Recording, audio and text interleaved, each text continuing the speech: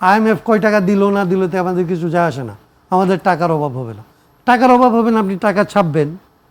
আপনার এখানে বিনিয়োগ করতে পারার কারা কারা পারবে কি পারবে না, সেটা প্রথমত আসলে নির্ধারণ করার ক্ষমতা আপনি অন্য একজনের কাছে দিচ্ছেন। তার মানে আপনি অর্ধেক বিশ্বকে আপনি প্রথমত মানে আমেরিকা যাকে পছন্দ করে না তাকে আপনি বিনিয়োগ করার জন্য এখানে সে আগ্রহী হলে আপনি তাকে আসলে অ্যাক্সেস দিতে পারছেন না। তার মানে এটা কোনোভাবে যে কথাটা বলছে এটা কথার মারপ্যাচের বাইরে আর কিচ্ছু না। এটা প্রথমত একদম এটার জন্য কোনো ধরনের অর্থনীতিবিদ হওয়ার দরকার নেই, কোনো পণ্ডিত হওয়ার দরকার নেই, কোনো গবেষণার দরকার নেই। প্রথমত হচ্ছে আপনি আপনার পৃথিবীকে ছোট করে ফেলছেন। তাহলে তিনি কেন বলছেন এটা এটা এটা কেন? এগুলি হচ্ছে আসলে সরকারের আমরা এগুলি দেখছি। আমরা দেখছি যে শেখ হাসিনা যখন আসলে গুলি করতেছে, মানুষ মারতেছে, তখনও তার চারপাশে ওই রকম ব্যবসায়ীদের কেউ কেউ গিয়ে বলছে প্রথমত তোমারে চাই, দ্বিতীয়ত তোমারে চাই, কিংবা কবর পর্যন্ত আমরা তাদের সাথে আছি। এইরকম লোকের অভাব বাংলাদেশে। কিন্তু এই বক্তব্যের পাশাপাশি দেখেছেন আজকে মন্ত্রিপরিষদ সচিব ডক্টর নাসিমুল গনি তিনি বলেছেন যে দেশে প্রথমবারের মতো মুক্ত বাণিজ্য অঞ্চল করতে যাচ্ছে সরকার, চীনের জন্য মুক্ত বাণিজ্য অঞ্চল ছিলই, যেখানে কাস্টমসের কোনো নিয়মকানুন প্রযোজ্য হবে না, মুক্ত বাণিজ্য অঞ্চল ট্যাক্স ফ্রি হবে। তাহলে দুটো বক্তব্যকে আপনি কিভাবে পাশাপাশি রেখে মূল্যায়ন করবেন? না, এইটা হচ্ছে যে আপনার এইগুলি আপনি যখন আসলে বলতেছেন, আপনি ওই যে এরকম বিডার কথা বলতেছিলেন না, যে বিডার ওই লোককে যখন আমরা দেখলাম তখন আমাদের বলা হলো যে সারা দুনিয়া হুমড়ি খায় এখানে পড়বে। জি, পরে দেখলাম যে বিডা একাই আসলে হুমড়ি খায় পড়ে হাত পা ভেঙে গেছে, মুখ থুবড়ে পড়ছে।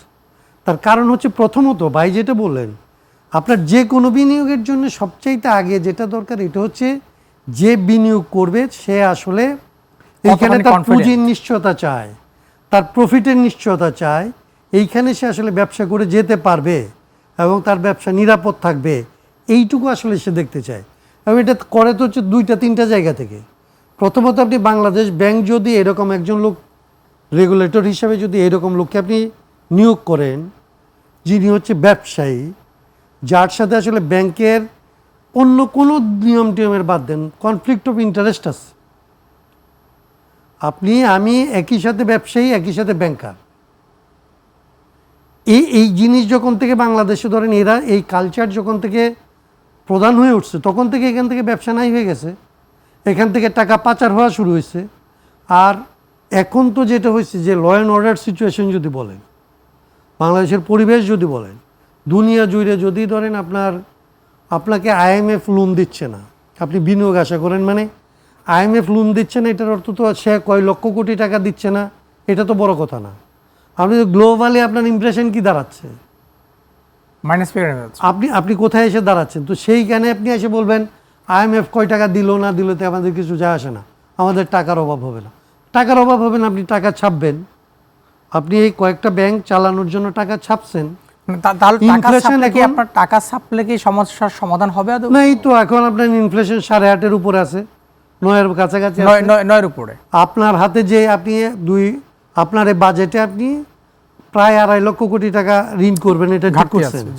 তার মধ্যে আপনি 1.5 লক্ষ কোটি টাকা তো আপনি ব্যাংক থেকে, এখানকার ব্যাংক থেকে নেবেন, তো ওরা কোত্থেকে টাকা, ওরা টাকা দেবে। আপনি তারপরে বলতেছেন যে এই সমস্ত বন্ধ কারখানা চালু করবেন, এটা বাংলাদেশ ব্যাংক টাকা দেবে। আপনি এখানকার বেতন বাড়াবেন, তার জন্য টাকা দেবে। এই টাকা আপনি রাজস্ব একটা ধরছেন হচ্ছে হাসিনার আমলের বেজের উপরে ধরছেন, যখন হচ্ছে তার এখানে ধরেন এক ধরনের বাণিজ্যিক একটা, এটা ভুল বাণিজ্য হোক যেভাবেই হোক, এক ধরনের একটা ধরেন চলমান ছিল, সেই জায়গাটাকে বেজ ধরে আপনি এটাকে আরো বাড়ানোর চিন্তা করতেছেন, যখন হচ্ছে আপনার ব্যবসা বাণিজ্য বলতে কিছু নাই, সবই ঋণাত্মক জায়গায় আছেন আপনি। একমাত্র রেমিটেন্সের ছাড়া আপনার তো আর কোনো জিনিস পজিটিভ জায়গায় নাই। তো সেখানে আবার টাকা ছাপবেন, তাহলে টাকা ছাপবেন, আপনার ইনফ্লেশন হবে।